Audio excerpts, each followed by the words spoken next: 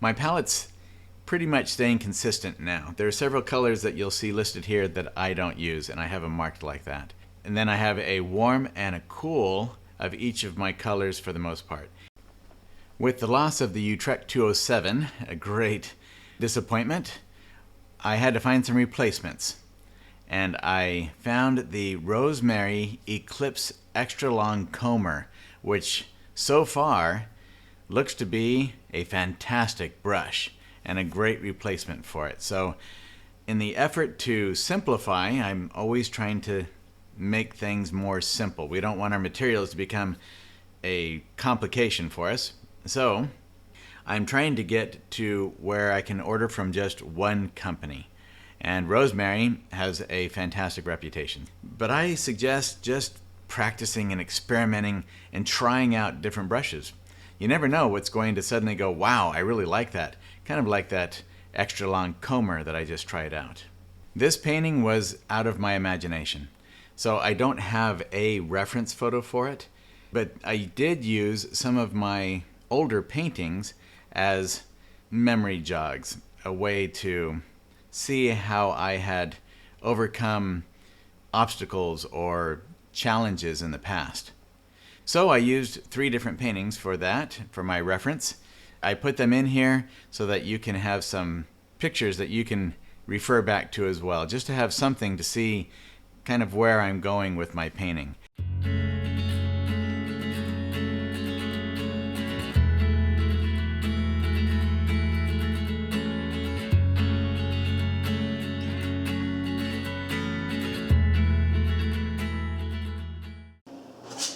So if I have real strong colors that I'm going to have in overall, rather than a big mix of different colors, if I have a big mix of different colors, then I might start with a lot of different color shapes in here.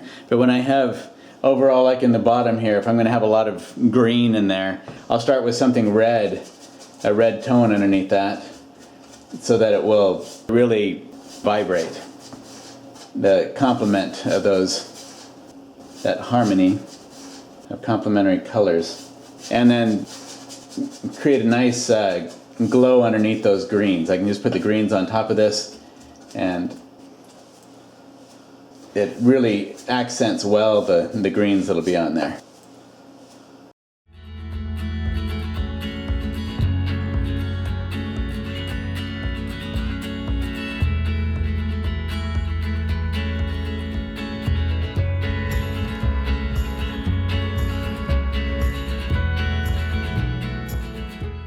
So when I'm starting out, I'm mainly just thinking about abstract patterns of light and dark, contrasts of color, especially color temperatures, warm and cool color temperatures.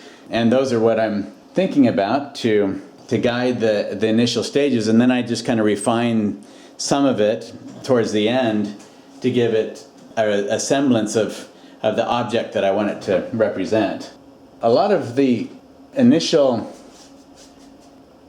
layers that I'm putting on here, if I don't do a broad overall color shape like I did with the initial yellow, I'm often just putting in a variety of strokes that will give a lot of visual interest underneath in the beginning layers, so that when I start putting on more objects, there's something back there that is kind of visually stimulating without necessarily being anything in particular.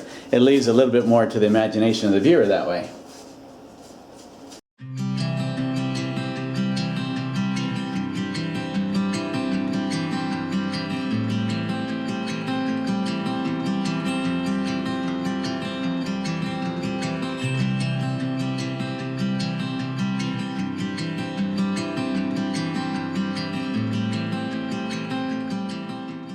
What I'm doing really is just getting in a lot of different little colors, and then with the colors that are on there, none of those are, I don't know where you're going, none of those are real special to me, so I don't get attached, at least I try not to anything in the very beginning of the painting, because it could change dramatically.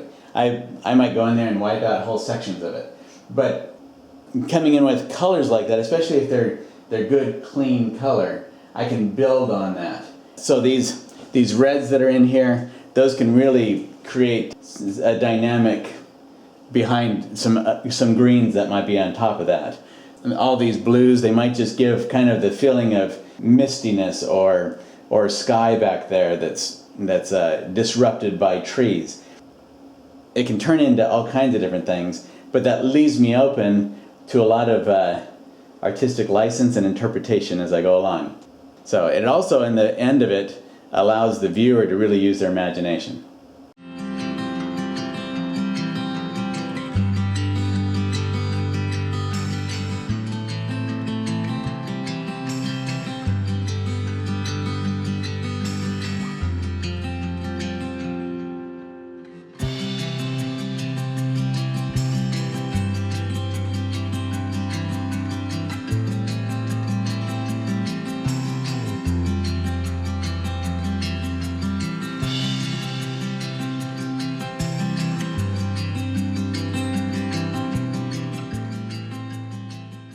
A lot of us, when we start, we think that we have to have some kind of a real solid image to go from, whether we're painting on location or from a photo reference or a study or something like that. But painting is a lot more than just having an image there. It's really about using our minds, and that primarily is our imagination.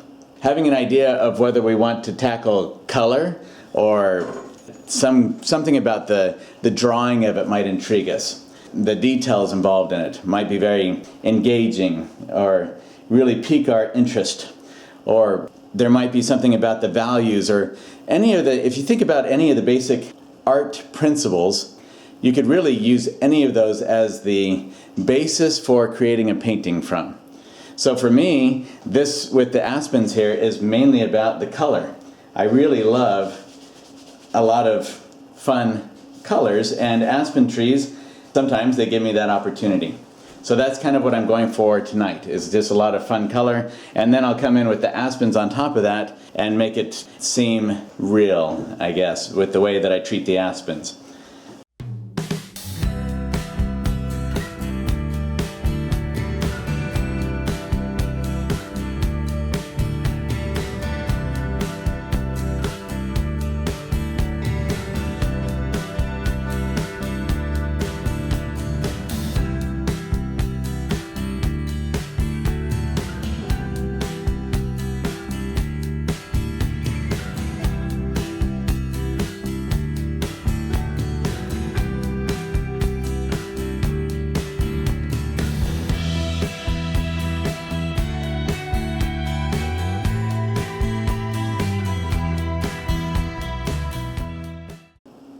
So what I do is, when I'm trying to get a certain width to the tree, I just push a little bit harder and widen out the side of the brush.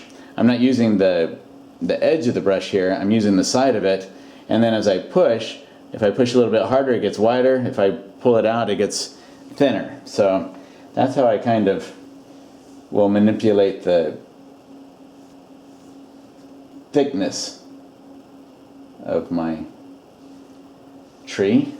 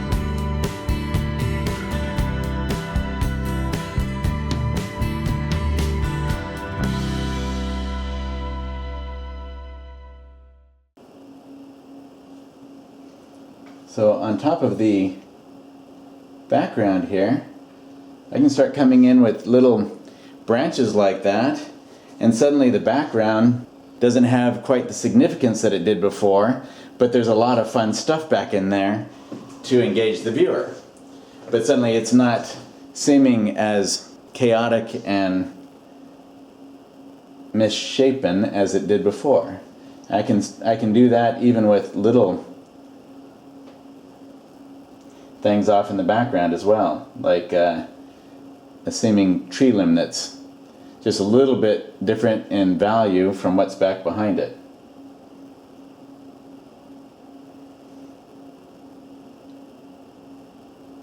And play with trees that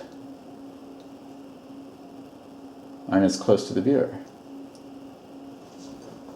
So that's how we can form out, start to create a lot of activity in there, at least the feeling of a lot of activity, without actually having done a whole lot to it. And really that's the goal, because if we try to put in every little detail, that's when it doesn't have as much engagement for the viewer, because suddenly everything is spelled out for them. What is there left for them to do except for quickly glance at a pretty picture?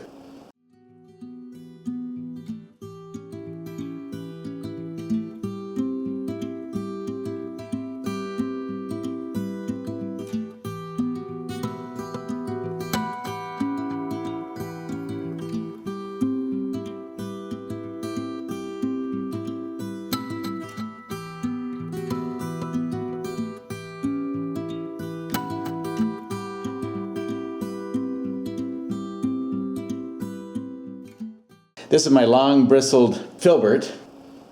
I love this one because it lets me just get a little bit uncontrolled. The worst one to clean. Hate that brush. It might be.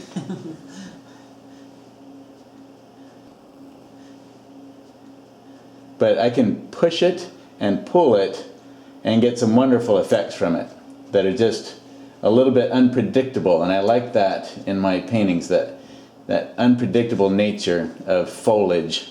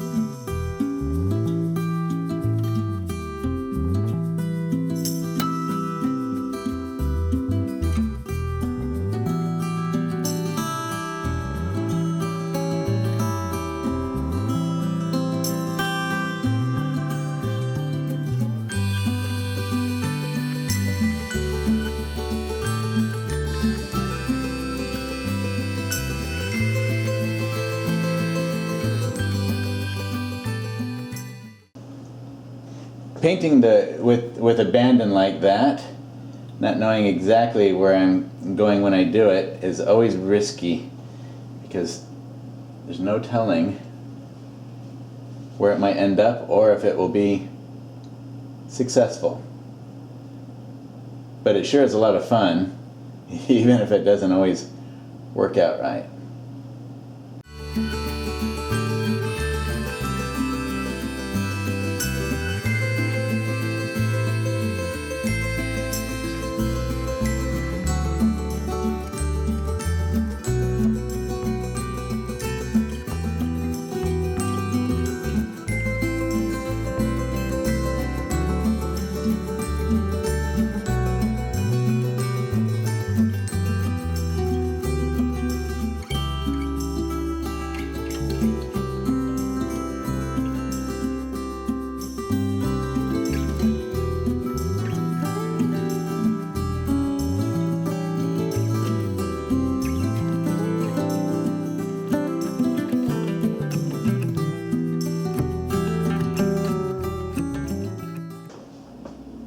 A lot of these little branches and other things that I put in here seems a little bit haphazard, and to an extent it is when I put them in, but I also use them to lead to certain points around the painting. They're like my tour guides. They help the viewer, the visitor, to know where to go next in the painting. And sometimes those tour guides are new and they don't know what they're doing, so they get everybody lost. But hopefully we get enough skilled tour guides in there that they can lead people on the right path.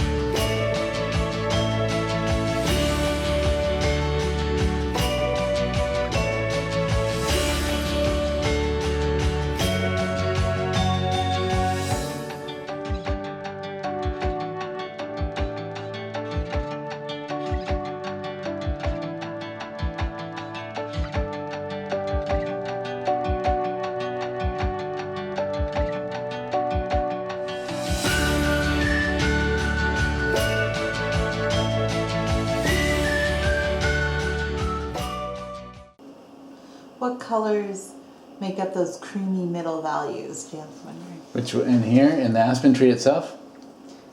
Like, I can tell you that. I don't know. Okay. She just wants the creamy middle values.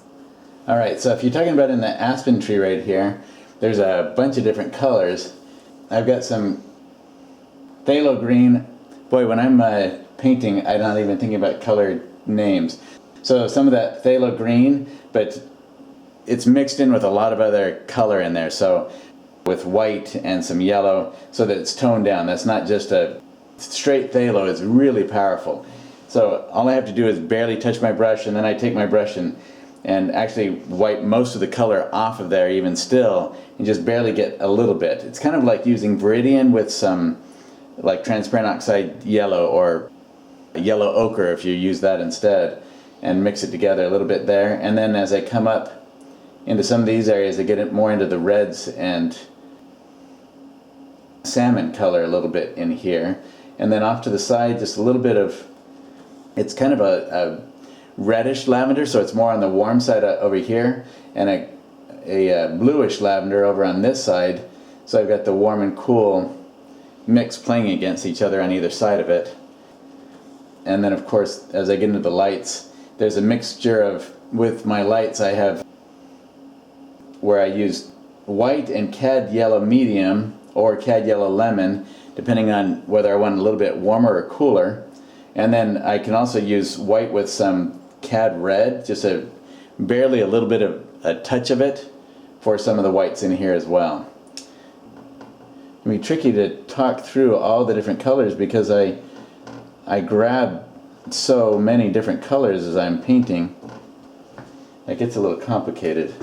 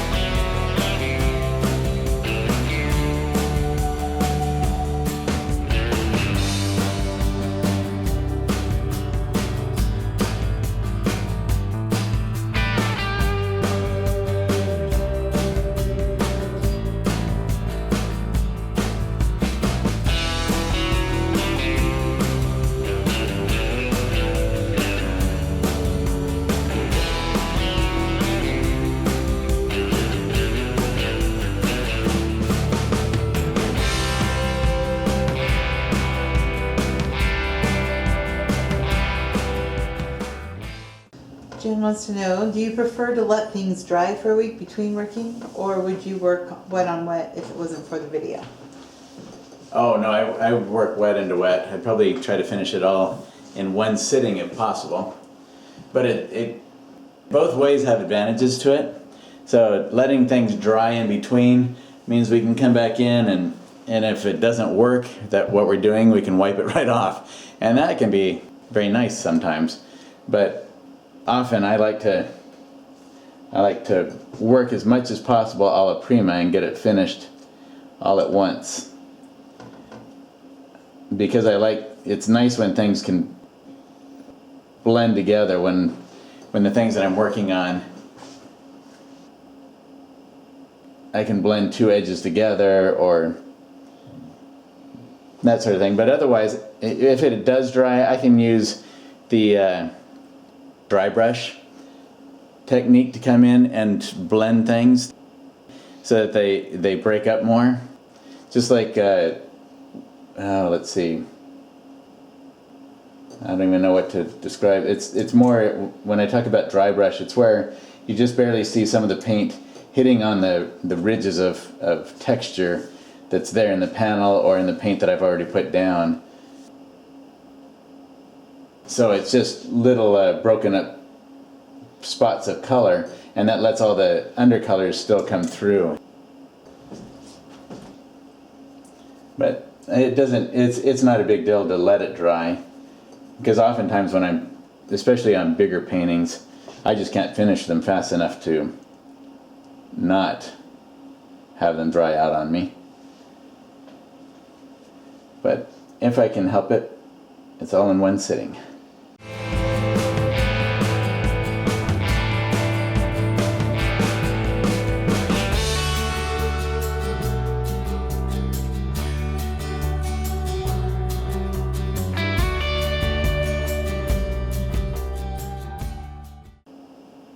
Some of the things I love about aspen trees is you can do just about anything you want with them, because there are so many variations in there as far as the scars and everything go. So I can take something like that and turn it into a deer bite, and then it's like it almost looks like the rain hit it and made it melt a little bit with the colors. You can get all these rust colors and things that just drip down the trees.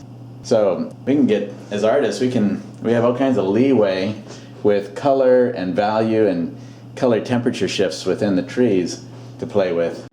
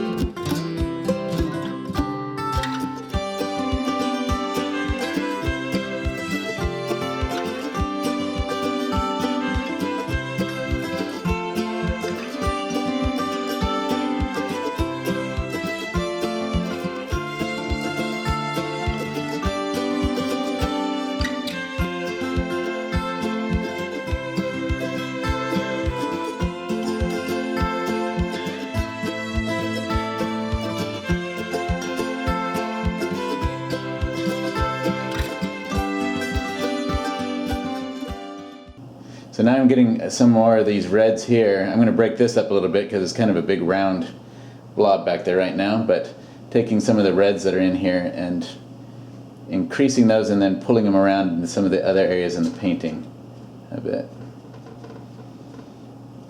Those aspen trees on that side are kind of parallel railroad tracks. These? So, Bring one forward. you have something against the railroad industry?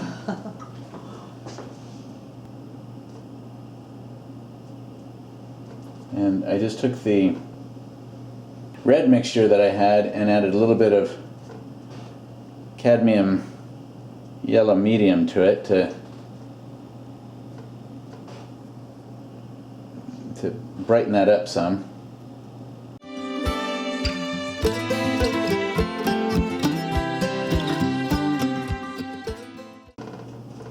Get rid of one of those railroad tracks, kind of start pushing it back into the background a little bit. I like the one over a little bit farther because this one is about the same distance as this is from here. So if I kind of push that one back and bring this one forward, then it offsets things a bit. Helps with the balance in the composition, I think.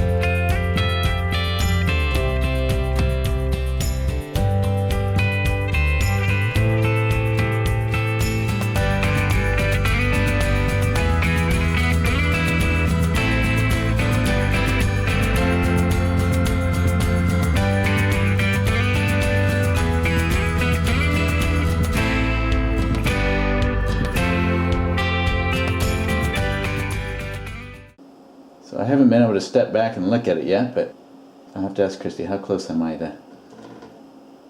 I think you're extremely close. I like it.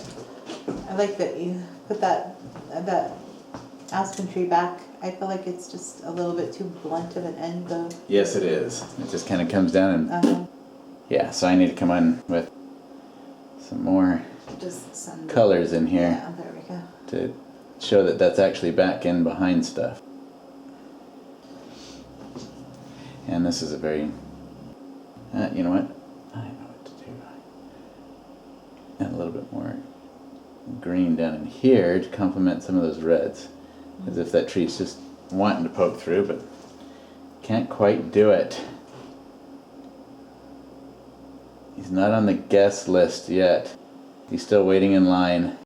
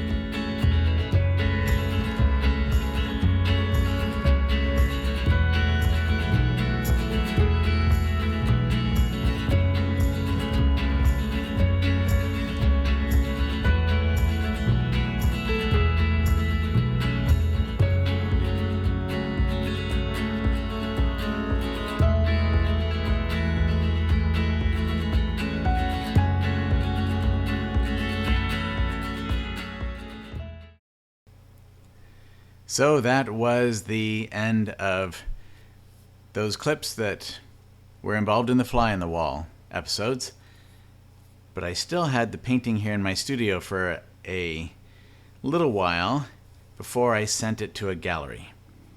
And if I have it around my studio and I'm looking at it, I'm probably going to find something that I don't like, or that doesn't seem to fit well within the rest of the context of the painting, or relative to everything else in the painting. I look for any little brushstroke, anything that seems to be out of place or doesn't quite work. Of course, to the very end of this painting, I failed to see that yellow line that travels all the way up through the middle of the painting and then up to the sky in the middle of there. I don't know how I missed that. Sometimes it just happens to be a matter of perspective. And in watching this video, it's a different perspective than what I saw when I saw it on my easel. Those are some of those things that it doesn't necessarily ruin the painting, having that yellow line. It's not that obvious. Well, it kind of is once I look at it. But when I see the original painting, it's not as obvious. It's just when it's reduced down or when I'm seeing it in a more condensed version here in the video. But still, if I can catch those things, I'm much better off than if those things escape me before I get it to a gallery. And that's it. So go do your own Aspen masterpiece and have a great time painting. Happy painting, everybody.